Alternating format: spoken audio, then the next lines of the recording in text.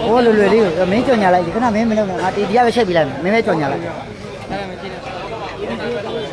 没叫伢来嘛，再比他嘛，没。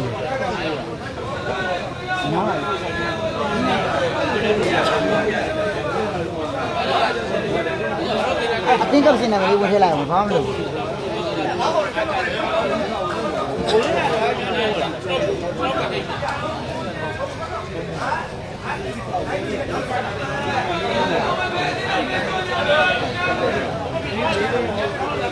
နိုင်ငံမောင်လေးနားလေးပေးပါလားနော်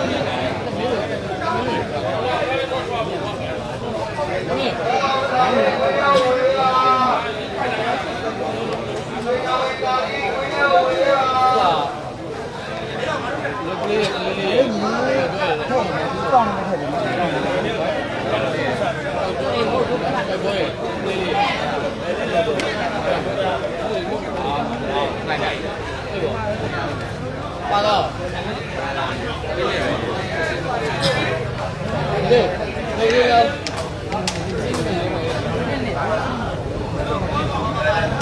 မှာပါလေဒါတော့တရားရတယ်ရတယ်ဒီမှာကလေးနဲ့တော့ရိုင်းတော့ဒါတော့တရားပေါ့တရားပဲကိုကြီးအလားအဲ့မင်းကပတ်တန်ထည့်ပြီလားဘယ်ကောင်းနေထည့်ရလဲပြန်ပြန်ကြည့်လို့ဘယ်ဟာနာမည်နဲ့ထည့်တယ်မင်းလေဘောင်းကိုဆယ်တင်းကမဲ့ထည့်လို့ရတယ်တော့မစောဘူးဘယ်လေးပါဘူးဟုတ်ကြရဘူးဒါတော့သုံးလုံးအလုံးကြီးရစောတယ်ဘူးညာလည်းဖုံးတယ်ပြန်တော့ဘာလို့ရခိုင်းလိုက်လားဟမ်ခိုင်းလိုက်နင်းနေခိုင်းလိုက်ဘယ်သူနဲ့လဲဦးဘယ်လေးနဲ့ရဲလာမေးကြည့်ခိုင်းလိုက်ဘယ်လေးနဲ့ဟုတ်လားကလေးနဲ့များ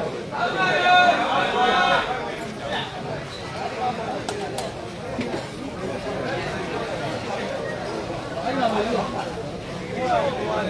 ရ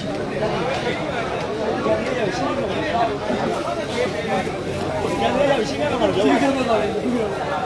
မဲလေးကိုကျွန်တော်တို့ရှင်ငါတို့ဘွဲလေကြီးလေဒီလာတော့ဘူးလေအချိန်လေးပေါက်တယ်ကမင်းတို့တင်ရတာအချိန်လေးပေါက်တယ်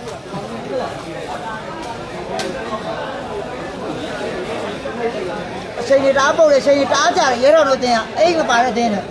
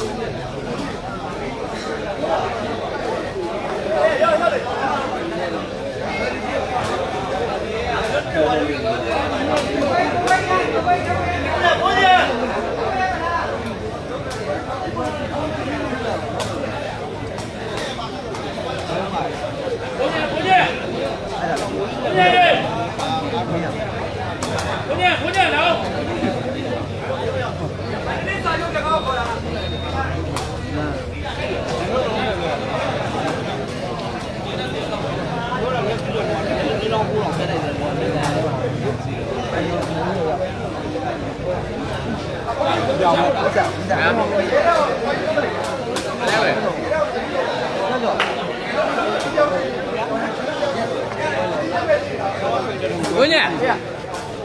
ကတော့မပေးရလေနှုတ်ဆွတာဒီနောက်ဘယ်ပွဲလဲအောက်ကပဲသွားမှာဘာလဲမသိအောက်ကရမသိအောက်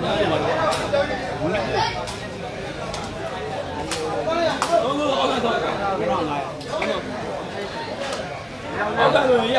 ဒီညောင်လေးကငါကိုလေးကဟုတ်တယ်ပေါ့3လောက်ထက်ပေါင်းလာတော့မဆက်ပါနဲ့3လောက်လောက်ကတော့တားကြရတယ်ဒီကျွန်တော်တားကြရတယ်ဆက်တယ်ကွာသုံးမရဘာလို့လို့ပြောတာမင်းတို့နည်းနည်းဆိုရင်ပြောဒီဘက်ကကလေးလေးဘက်က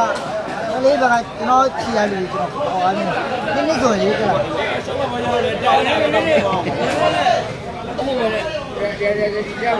အဲ့မှာဒီလိုတက်ပါရောက်တော့ခေါ်ရမှာလာပြောရောရိုးရောကန်ချရမယ်ပိုက်ချောက်ဝင်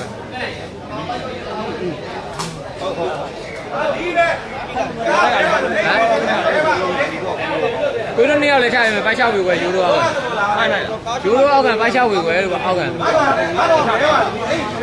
ဒီမှာဒီလိုတမ်းမဟုတ်လေကိုရတယ်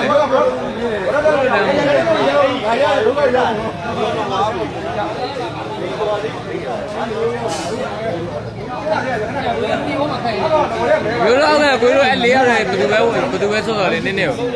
လက်ချဖို့ပဲဆော့တယ်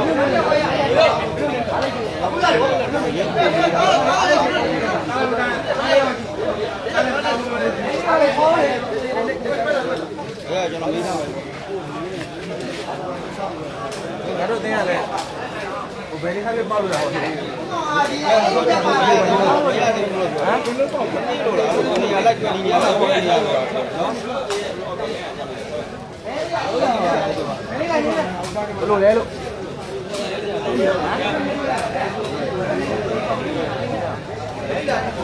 ရောက်လေ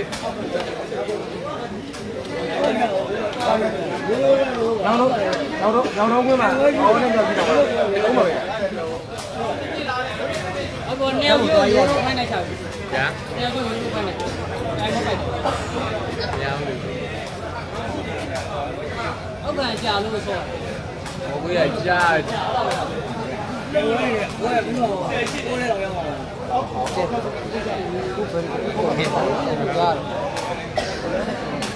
ရေပါပါချဗောရေပါပါ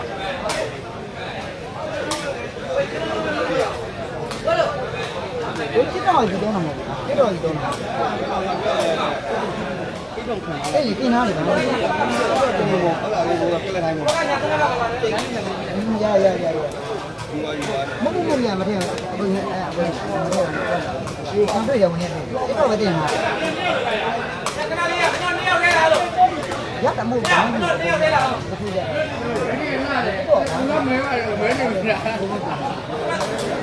မဲ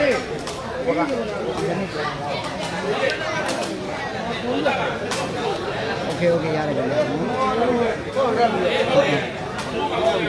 အထက်မြင်ကိုထက်မြင်ထက်မြင်ဒီမှာကြားရတောင်းတော့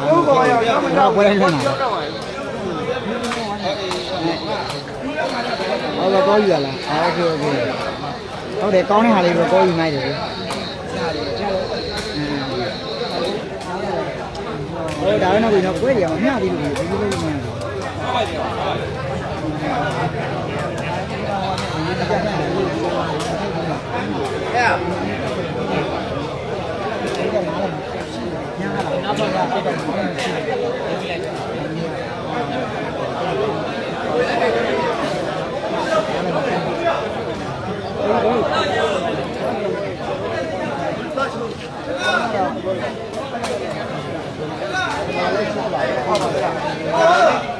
တော့ရမယ်တော့ဒီမှာ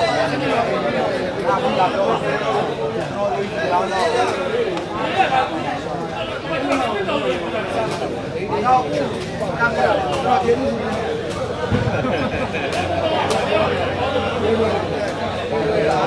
เอาไปအ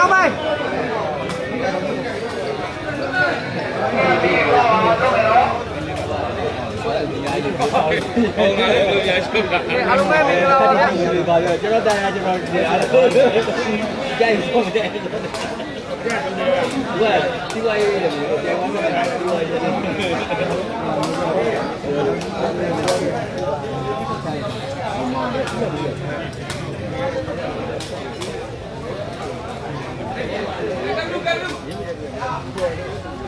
ရ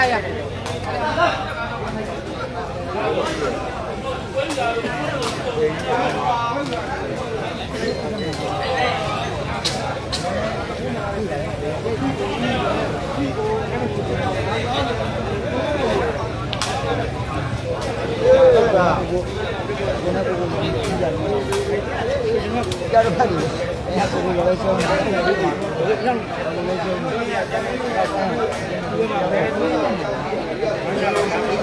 တယ်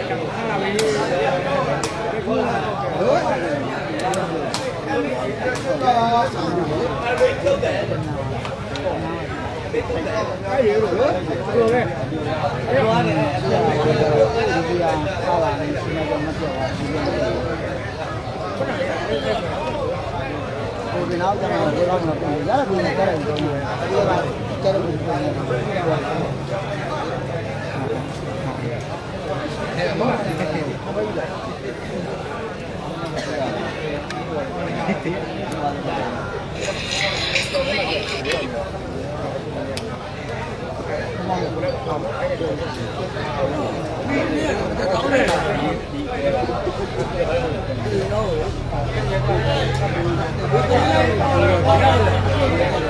ဒီကစီတင်ထားလိုက်အားလုံးပဲမင်္ဂလာပါဗျာနော်ဒါကတော့ဒီမှာခါခွေးတင်မှာပေါင်လာတာကတော့လဲလေးရထက်အောင်ချီတာပဲလေးပူစားတို့နဲ့တူထက်ထက်လေးပုံနဲ့ဖြစ်ပါရှင်အောင်မင်းကာကြီးခိုင်သာအသင်းဖြစ်တဲ့နောက်ကြီးငေါအောခေါင်းပြအသေးလေးတို့ကတော့စက်ကမှုထွက်လာခဲ့ပါပြီနော်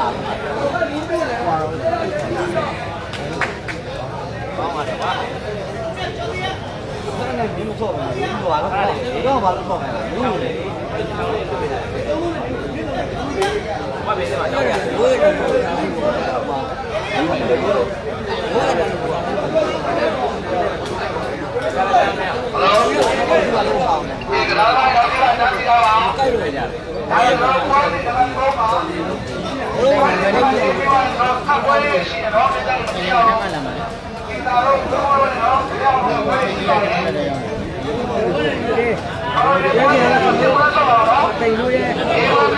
ကအမြဲတမ်းတောင်းတဲ့ပြန်ခွင့်မှာတွေးဆုံနေတဲ့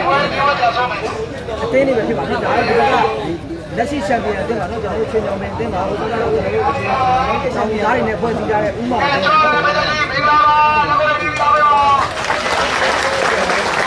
င်နဲ့ကစားသမားတွေလည်းချင်းချောင်းမင်းအသင်းတော့မြောက်ကြီးအောက်ပြအသေးလေးတို့တာဝန်ပြီးတော့ဟိုဘက်ကတောင်ကြီးဥပအောင်တင်မှာတော့ကျွန်တော်တို့ရင်းရအောင်မဲလေးဟူစားလို့တောင်းနေတယ်နော်ကဲဒါတော့ကျွန်တော်တို့အုပ်စုအဆင့်ပွဲစဉ်မှာနော်တို့တပွဲတဲ့ခက်ကစားမှာနော်အုပ်စုဆင့်ပွဲစဉ်တွေလည်းတကယ်ရေးကြည့်ရတယ်ဘာလို့လဲဆိုတော့တို့ကအုပ်စုကို2သိန်းပဲတက်မှာနော်အဲကြောင့်မလို့အုပ်စုအဆင့်ပွဲစဉ်တွေလည်းတကယ်အမှန်တကယ်ရေးကြည့်ပါလို့အုပ်စုမှာ2သိန်းပဲတက်မှာနော်အမှန်များဆုံး2သိန်းပဲတက်မှာကဲ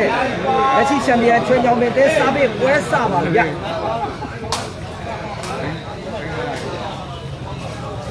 ပြီးသွားပြီဘယ်လဲကဲပြီးတော့မိရဲ့စင်ထွက်တယ်ဗျာကမကတော့လက်ဩပါဗျာတင်းကြီးကမကတော့လက်ဩပါ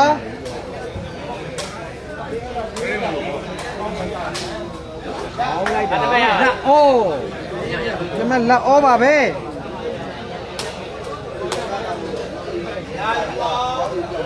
ကြီးဘယ်လိုပေါက်လဲကြီးကတော့လက်ဩပဲဗျာနော်ကြီးကတော့လက်ဩကြီးကတော့လက်ဩပါပဲကြီးကတော့ဘယ်လိုပေါက်လဲကြီးကတော့လက်ဩပါပဲဒီပါပြီရတဲ့အောင်ဘာလဲမှုရွေးတယ်ကဲရှင်အောင်မင်းအတင်းကတော့ကဲမရရသွားကြပါဒီမစရသွားပြီနော်ဝမ်းလက်ပါဝမ်းလက်ပါဝမ်းတူးရပဲဟောကြဝမ်းတူးမှာပါမလာသေးဘူးကြာနော်အသေးလေးရဲ့ခေါင်းပြည့်ရဲ့မြောက်ကြီးရဲ့ပဲစားထွက်နေတယ်ဗျဝမ်းအော်နဲ့ဝမ်းတူးအော်ပါနေပါသေးတယ်နော်အော်တော့ဝဲဝမ်းတူးနဲ့မှာတော့ပါမလာသေးဘူးဗျမင်းကဒူးနေပါလေโอเคဝမ်းတူးညီလေးဒူးစုလေးငါးပြီးပြန်ပေးပါကိုကြီးမကြော်ညာအောင်နော်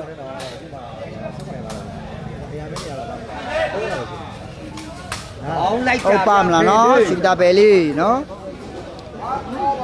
မကတော့ဝမ်းအောဗျာနော်ရင်းထင်သေးလို့မရဘူးဗျာတစ်ဖက်အသင်းကိုဗျာနော်ဒီဘက်မှာလည်းအနှိုက်ကြီးပါတယ်ဗျာနော်ဒီဘက်ကတော့ကမတ်တူဝမ်းအောပါ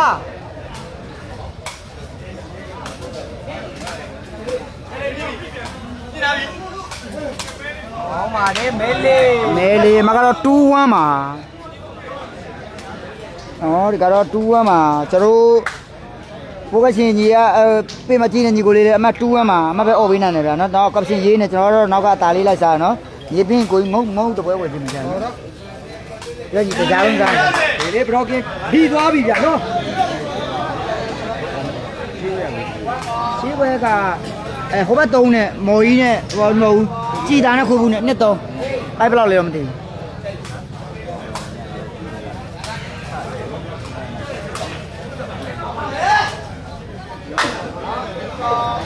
အောင်ပါပါကဲမကတော့1 3ပါဗျာဒိုင်သူသိရမပန်းနိုင်မပန်းမရရည်နေ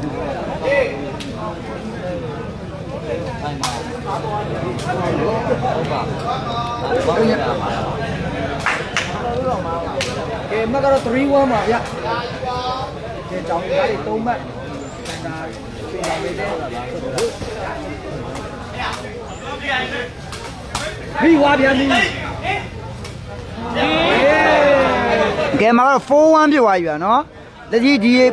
ဒါပြီးတော့ကြေးပွဲတော့ဆရာလေးကကြေးပွဲကြီးနော်ဒါတွေကတော့၄မှတ်ချိန်ချောင်းမင်းတစ်မှတ်ပါနော်ဟိုနော်ဒါကြီးကတော့ဝင်းရှိမယ်ဗျာနော်ကြေးပွဲတစ်ပွဲရှိမယ်နော်ဟိုဘက်က3ရောင်းနဲ့နော်ကြည်တာနဲ့ခွေးဘူးနဲ့နော်2 3ပါ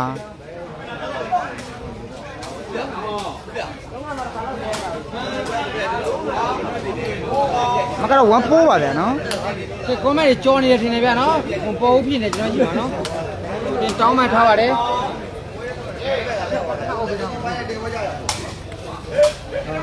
လေးလေးရဲ့ချုံစားပစ်တစ်လုံးပေါက်သွားပြီဗျာ2 4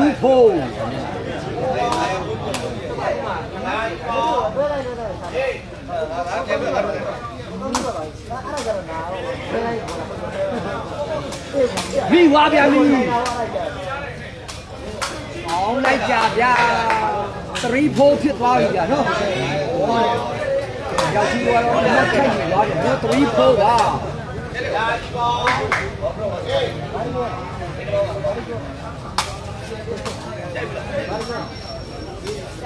ပြီးပြန်ပြီအောင်လိုက်ကြမြတ်ကြီးအမတ်2 4ဖြစ်သွားပြီဗျာဟုတ်ကဲ့ကိုစုကြည့်ကြပါဒီနေ့ခပ်ပြီးတယ်ဆိုအပွေနဲ့တင်းခပ်ပြီးပြောရတယ်လောလောဆယ်ညီကြီးမဖွင့်သေးဘူးနော်ကိုကြီးကောင်းမှပြီးပြန်ပြီနော်လောလောဆယ်မဖွင့်သေးဘူးနော်ပေါင်းလိုက်တဲ့သေးလေး5 4ပါအဲဘယ်ကလွတ်ထားတယ်ဘွားကြီးလက်ရှိချက်လေးချွေညောင်မင်းတွေတော့5မှတ်တောင်သားတွေဖြစ်တဲ့မောမောင်တွေကတော့4မှတ်ပါပဲနော်5 4ပါဗျ5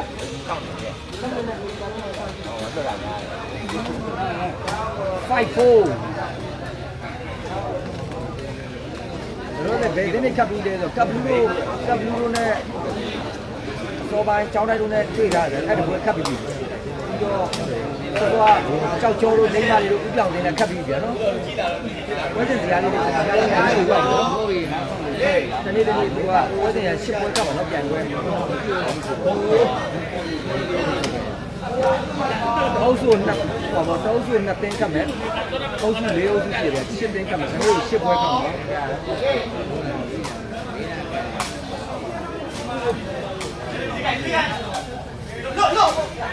အောင်လိုက်ကြမဲလေတောင်းဘိုင်မပေါဘူးလေ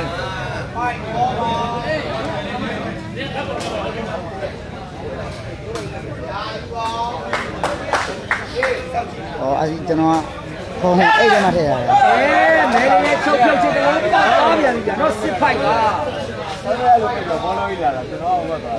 တယ်ဒီကတော့အဲ့ဒါချင်းတော်လေးကတော့လက်ရှိချန်ပီယံအသင်းပါနော်နှလုံးသွင်းပါပါတောင်းသားတွေတဲတော့တောင်းသားတွေတောင်းနဲ့ဦးမောင်တဲတော့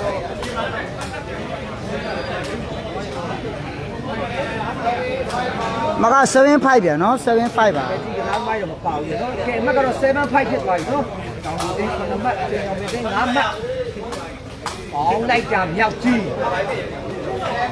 မကတော့5-7ပါဗျာနော်မကတော့5-7ပါ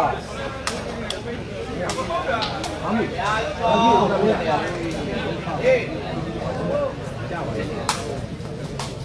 အမေလားအမေအောင်လိုက်ပိုက်မကြော်လိုက်ဘူးဗျာနော်မေရီကိုပြောတော့ကတော့6-7ဖြစ်သွားပြီ6-7ပါဘူးလေအောင်လိုက်ကြဗျာမေရီ7-6ပါဘယ်ကြီးပေါက်လဲဆိုတော့လက်ရှိချိန်ကြီး7-6ပဲရှိသေးတယ်ဗျာနော် စရာလို့အတူတူမလာဘူးကျောင်းစရာပါတယ်ပြောတယ်ဗျ ပွဲတွေကကြေးမဖွင့်ဘူးเนาะညီကိုเนาะလက်ချင်းရည်ကြီးကတော့7-6ပါကြေးမဖွင့်ပါဘူးเนาะနောက်ပြိုင်ပွဲတွေကကျွန်တော်တို့ စင်းနေတော့စိုက်ချင်းသွားပြီဗျာ ကြေးတွေကဖောက်လို့မလွယ်သေးတဲ့အတွက်ပါเนาะ တောင်ကိုရှစ်မှတ်လက်ရှိချန်ပီယံချွန်တော်မင်းနဲ့6မှတ်ပါဗျာနော်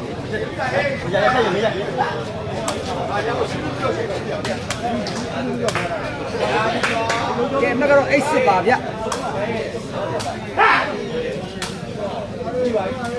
မိဝါပြီ အလို့ညီလေး ရောက်ကြီးဖောင်းသွားတာဖြစ်တဲ့အတွက်နိုင် အမှ စစ် ပို့ ဖြစ် မှာ သွားပြီဗျာ တိုင်းခဏတိုင်းနဲ့ပို့မှာရတယ်ဒီပတ်သက်ဘယ်လောက်ညီ ချန်ပီယံတွေတော့ချွန်တော်တ တိုင်း ကယ် စီ တော့ ပဲပို့ 6 ကြတမှတ်နဲ့ ယ်ဘတ်ကုံဝိုင်းပေးမှာဘတ်တာများ 3မှတ်တာ အညီဘယ်လောက်ယူမှာလဲတိုင်းနဲ့လုပ်ပြီးဘူးနဲ့အဲ့ဒါ ကျောင်းသားတို့ကလမ်းမလွင့်ပြီဗျာဟုတ်မလွင့်ပြီပဲကျွန်တော်သုတ်မှတ်ရတော့ ဘယ်လောက်ရှိတယ်မတတ် ကျွန်တော်ဘွဲ့တရားလေးသိပြီးတော့ပြီးတော့ဆက်ဖို့ပြီးတော့မကြောက်ဘူးဟောတယ်ဒီနေ့ဒီနေ့ခတ်မယ်ပြီးရင်ကျောင်းသားစင်မှာလူတွေတင်းနဲ့ဘယ်လိုပြေးလဲစနီးပိုင်းထဲမှာဘယ်လိုတွေးကြမလဲပိုင်းထဲဘယ်လိုလဲတခါလဲကျွန်တော်တခါပြေးလာတယ် တိုင်းနဲ့တွဲမှာဆိုတော့တိုင်းကအရင်ကျူလို့ရတယ်နော်ဒီကနေ့မကြည့်ဘူးဒီမှာဘတ်ချင်တယ်နော် ရိုက်ကြရိုက်ကြ ရတယ်သူကအတိုင်းနဲ့ဒါအကိုမွေးနိုင်တယ်နဲ့ပဲတိုင်းနဲ့လုပ် ပါ ပါ ဝင်တဲ့အတင်းနဲ့အတင်း20ကျတော့ တစည်းတယ်ပဲတစည်းတယ်ပဲတစည်းတယ် ဟိုဘက်ကတော့ အပြုတ်ပေးရရ ကျွန်တော်တို့အသေးလေးအစားတော့အော်ဝင်ရောက်ကစားပြီဗျာနော် အခုချိန်ကကိုအားတယ် ဒါတွေဆက်ဖြစ်ကြမှာလေ အခုချိန်ပြဿနာဖြစ်နေ အမက်ကတော့ ဒီကြီးလုံးနေချိန်ကိုလည်းမအားတော့ဘယ်နှပတ်တောင်းထားကြည့်လိုက်နော် အသေးလေးစားတော့အော်ဝင်ပြီဗျာနော်ကဲစားပြီမိဝါပြီ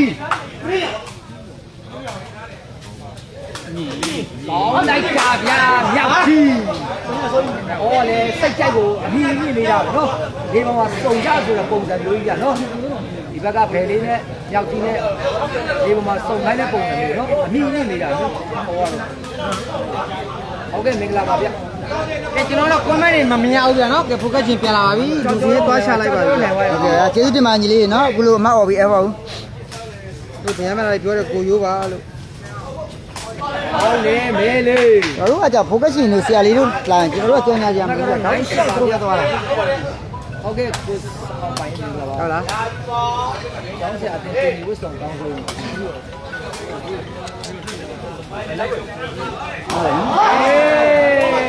ငါထောင်ချင်းပါလာတော့ဘယ်လေးအကောင်းဆုံးတော့ရနော်တောင်ကူတင်ကတော့မဟုတ်ရင်တော့တောင်ကူတမတ်ထက်တက်ပါဗျာနော်တကယ်ကိုတင်ရတယ်လို့တော့မြင်ပါတယ်ဗျာနော် ဒီအုပ်စုစစ်ပွဲနေတယ်တကယ်ရေးကြည့်တယ်ဘာလို့လဲအုပ်စုပတ်လဲပါ9သိန်းနဲ့ဖြစ်တဲ့အတွက်2သိန်းမတက်ပါဗျာပါပါတယ်မိဝါပြပြီရက်တဲ့အောင်ကောင်းပါတယ်ဘဲလေး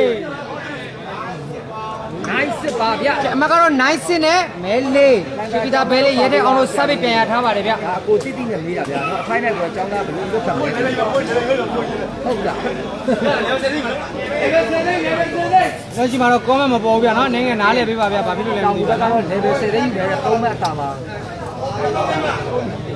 ရရှိရှိတာမျိုးပြရတာဒီကြီးမကောက်ပါဘူး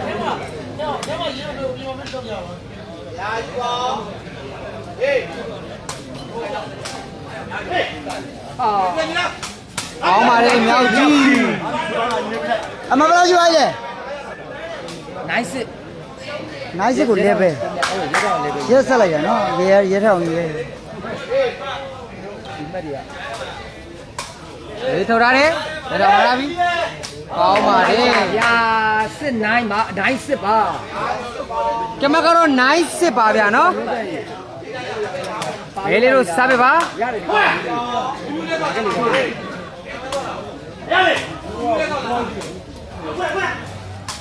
မိသွားပြီရက်တဲ့အောင်အားလည်းမှုလွယ်တယ်ပြန်ပါသွားပြီရခဲ့ပါဘူးဗျာနော် ဒီရက်ဆော်ပါတော့နေဘယ်ရ အချိုက်ပြန်ဝဲပြီးတော့ပြန်ဝဲစီးနေတာတော့ ဟုတ်လေဘယ်လိုကောင်းလဲ ဒီမှတ်ကတော့စစ်9ပါ တော်တော်ကောင်း မိဝါပြန်ပြီ အဲ့ပုံစံနဲ့ပါ အဲ့ဒါအပြည့်ပဲသွားမှာအဲ့ဒါဘေးပြန်ပြီပါသွားတယ်ကောင်းပါတယ်နော်ပါမလားဗျာနော်ကဲမကတော့7-9ပါဗျာနော်တမက်ရယူသွားခဲ့ပြန်ပြီ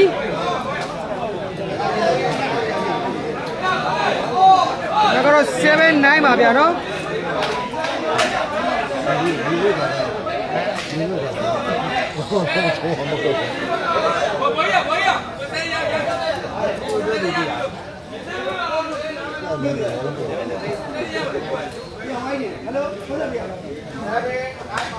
7-9ပါဗျာနော်ကမက7-9ပါ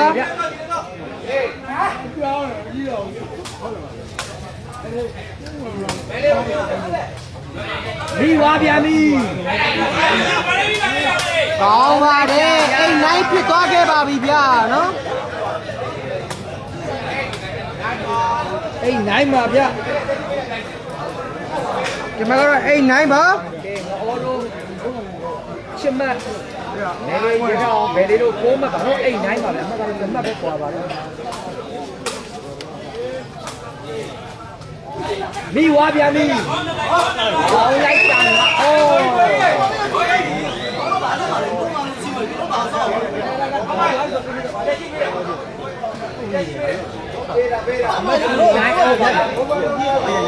နိုင်အိုလိုက်တာဘက်က28ပေးနေပြီနော်ဒီကစစ်နိုင်မှာတော့အောင်ဘက်ကနေပဲစသိန်းခေါ်တာဟိုဘက်ကယူနေလို့ရှိတယ်သုံးမှတ်ပေါ့နော်သုံးမှတ်ပါယူနေပြီဒါနဲ့အခုမနမတာနေနေနေထားပါအဲ့ဒါဘက်ကယူနေတော့ဘက်ကမရှိဘူးအဲ့လိုပြောတာနိုင်အိုပါဘာကြောင့်လဲတော့ရန်အမတ်တူ9 over ဟာ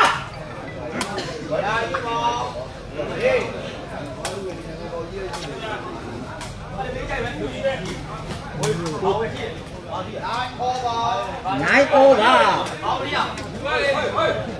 อเคน่าဆောင်ပြီနော်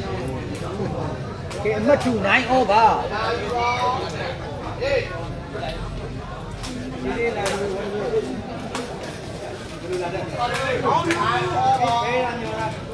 မကတော့9 over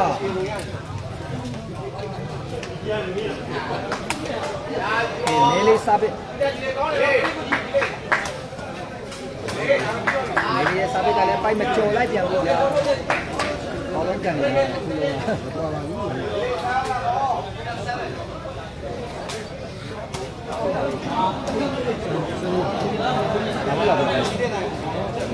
မနေ့ကဝယ်ဇလစ်တို့ခေါ်နေဝင်ကြားမောင်လို့ တည်ပါလိမ့်တော့ရောက်ကြည့်တော့ဒီမိသွားပြန်ပြီဗျာတန်းနိုင်ပါဗျာနော်ကဲဒါပြီးတော့ကျွန်တော်တို့ရရခဏလာပြီးတော့ခြေပွဲတစ်ပွဲဒါမယ်ဗျာနော်အပွဲကတော့မနေ့ကခက်ထားပြီးသားပွဲဗျတိုင်းရွယ်နဲ့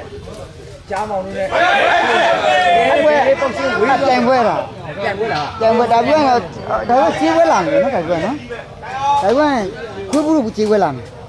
ဒီ3ယောက်နဲ့ ဒီဆိုင်ကတော့ခြေပွဲလေဒါပြီးဘယ်ပွဲဆော့မှာပြန်ပွဲပဲလားပြန်ပွဲဆော့မှာလေဒါပြီးပြန်ခွဲလာ အေးလေခြေပွဲလို့ပြောဒီ၄ပွဲ၄သိန်း၄ဆော့ပြီးတော့၄သိန်းဂျာရဲမှာခြေပွဲဆော့ ပေါ်တို့ဒီအပြီးသွားရင်ပြန်ခွဲပဲလားโอเค ဟောဒါပြီးပြန်ပွဲတစ်ပွဲချန်တယ်နော်အဲ့3ယောက်ပဲချက်လေး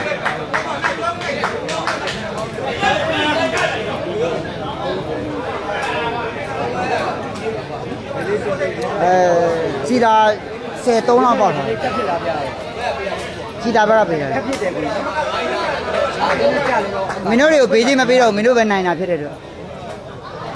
အုပ်စု၄အုပ်စုတော့နှစ်ပွဲစီခါတယ်နော်တောက်စုမှာနှစ်ပွဲဆောင်းတဲ့ကလေးပေါက်သွားပြန်ပြီကြာ တရားကြိုက်တဲ့ဘက်ကထည့်ပြီးတော့ဘယ်တက်များလားမင်းနဲ့ကျွန်တော်အခုမှကြည့်လိုက်ပို့ရတယ် ဟိုဘက်ကလည်းအပြည့်ကြီးပြန်တော့ငေါလို့ပါနော်အေးပါဝေးသွားတယ်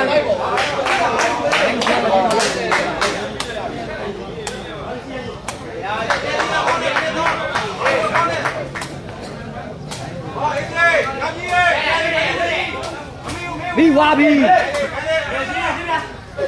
ခမ်းပြီးဝါပြန်ပြီ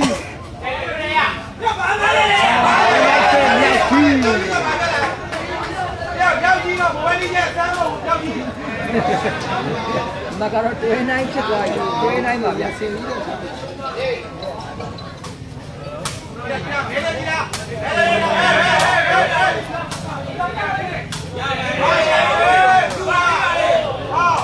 ဒီဖောက်သွားတယ်ဗျာနိုင်ကျွဲပါကျောင်းတိုင်းတို့ ဟုတ်လေအစီလောက်ပြောရင်လည်းအမှအပေါင်းဘလောက်လဲအဲ့ဒါလေးပဲပြောလို့နော်အဲတခါတော့တဲ့အသင်းပေါင်း20ပါတယ်နော်ဦးဇင်းနော်အသင်းပေါင်း20တောင်ပါတယ်နော် ကျောင်းတိုင်းရဲ့ဘောမှာကျောင်းတိုင်းရဲ့ကျုံတော့ရဲ့ကျုံတော့ရဲ့အောက်ခြေလာရဲ့ကျောင်းဆရာနော်ကျောင်းဆရာလည်းရောက်ပြီးပါဘူးဟုတ်ပါလေနိုင်ကျွဲပါဟုတ်ပါ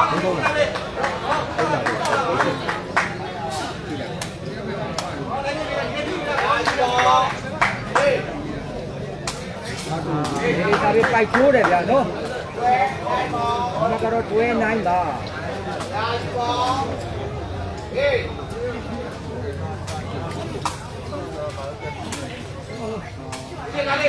ဝင်းမိုးကြီးပြီးသွားပြီငေါမာထားတယ် ဒီတဘောလေးရောင်းခဲ့ပြီနော်အဲ့ဒါဆိုတော့ပုံပတ်ဆိုင်ခေကြကြောင်းပေါ့အရင်ကွာချင်းနေပြီဟဲ့လို့နော်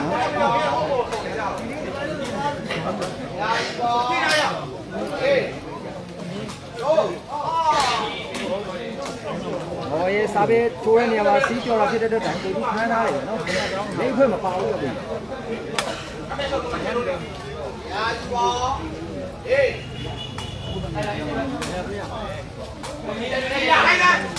မိပြီပါပါတယ်โอเคကြားတယ်ဗျာတန်းဟုတ်ပါဗျာတောင်စမစီချန်ရန်လိုက်တာချွန်တော်မင်းလေး73ဘတ်ပါဗျာမိဝါဗျာမိဝါဗျာမိ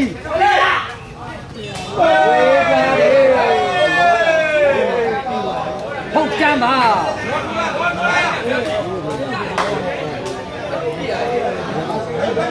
မကတော့ဟုတ်ကြမ်းပါ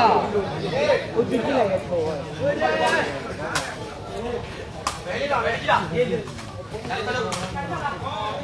တန်းဟုတ်ပါအဲ့ဒီမှာတော့ကြိုက်တယ်ကိုကျော်ဟုတ်ကဲ့ဟုတ်အဲ့လိုလည်းမဟုတ်ပါဘူးသူလည်းပြောတာခက်တယ်ဟိုဘက်ကလည်းဒိန်းကြသိန်းလीနော်လက်ရှိချန်ပီယံကြီးအားနဲ့တဲ့ရောက်ကြီးဒီကတော့ဟုတ်ချမ်းပါဗျာနော်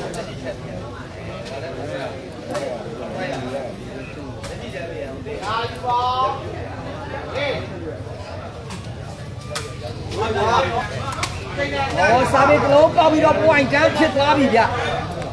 ကဲ point တန်းပါကဲပြီးဆုံးမှပြန်လာတဲ့ focus ချင်တာနော်ပြန်တော့ comment တွေမပေါ်တော့ပါဘူးเนาะဒါကြောင့်မလို့ကျွန်တော်ဟောပါရဲ့တန်း point ဒီမှာကတော့တန်း point ပါ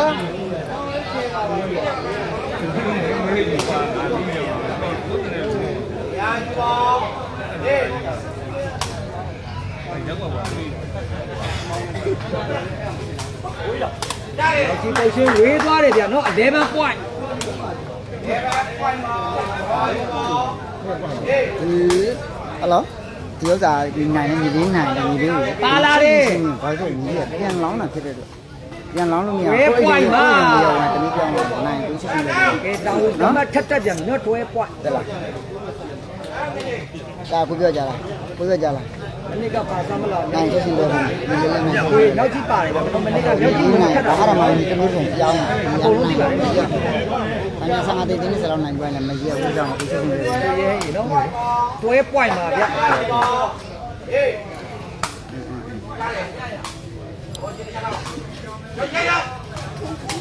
လိုက်တာဗျာ point 12ပါဟုတ်တယ်ငတိုင်းချောင်းသုံးနဲ့ကျွန်တော်တို့ကြားမော်ရဲ့ကိုကျွတ်ရဲ့ကြောက်ကားပဲလေးရဲ့အတက်ဝဲဖြစ်တယ်နော်ဒီနေ့အဲ့ဒါပြိုင်ပွဲ၄ပွဲပြီးမှခတ်မယ်နောက်တစ်ပွဲကျန်တော့ဒါပြီးပြိုင်ပွဲတစ်ပွဲကျန်မယ်အဲ့ပွဲပြီးမှခတ်မယ်ကြားတယ်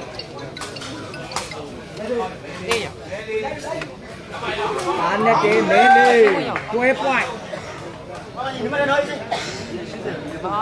အော်နဲ့ထိုင်းနေဖြစ်လာတော့မင်းကတတိုင်းယူနေတာတော့သူကခေါင်းလေးကသူမခတ်နိုင်ဘူးတခြားနှစ်ပွဲမခတ်နိုင်ဘူးပြန်လာမှဒီကလည်းသုံးပွဲခေါင်းလေးပွဲပါခတ်မယ်လို့ပြောတယ်ကြိုင်ပွဲလာတယ်အဲ့အပွဲတွေက ပြီးသွားပြီမဲလေး ပြီးသွားပြီ ခဏလိုက်အားနာတယ် ဟုတ်ပွိုင်းဖြစ်သွားပြီဗျာ ကမကတော့ဟုတ်ပွိုင်းပါဗျ ကဲတောင်သားတွေတို့ရဲ့ချိုးသားအထုံးမျိုးတစ်စင်းအမတ်တွေရက်ဆက်လိုက်လာတော့အခုဆိုတော့ဟုတ်ပွိုင်းဆိုတဲ့အနေထားမျိုးနဲ့ဒီကဆိုဖိအားပေးလိုက်ပြီနော်လက်ရှိချန်ပီယံချွေညောင်းမယ်တင်းမနေ့ကချွေညောင်းမယ်တင်းကပါဝင်တဲ့ကစားသမားတွေကအသေးလေးခေါင်းပြူမြောက်ကြီးမအောမြောက်ကြီးကအရန်မှာပဲပါတယ်နော်အသေးလေးရဲ့ခေါင်းပြူရဲ့မအောရဲ့ပဲခတ်သွားတာမနေ့ကပေါ့နော်ဒီပြောမှာပဲ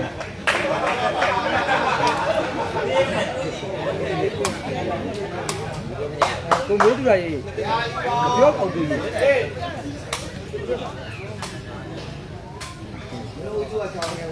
အောင်လိုက်ပါတယ်ကမကတော့ point ဟုတ်ပါဗျာနော် မကတော့ point ဟုတ်ပါ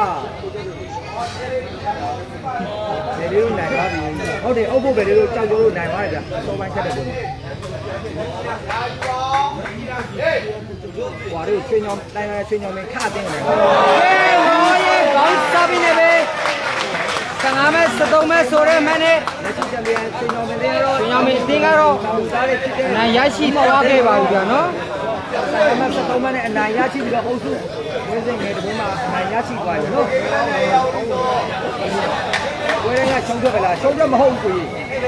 အုပ်စုမှာ9တင်းပါတယ်ဗျာအဲ9တင်းကိုအုပ်စုပတ်လည်ခတ်မယ်အမှတ်အများဆုံး2တင်းတက်မှာနော် ကျွန်တော်ဒီနေ့ဒါ3ပွဲမြောက်အုပ်စုပွဲစဉ်မှာတော့ဒါရှင်ညောင်မင်းအသေးဖြစ်တဲ့ငေါ်အောမြောက်ကြီးအသေး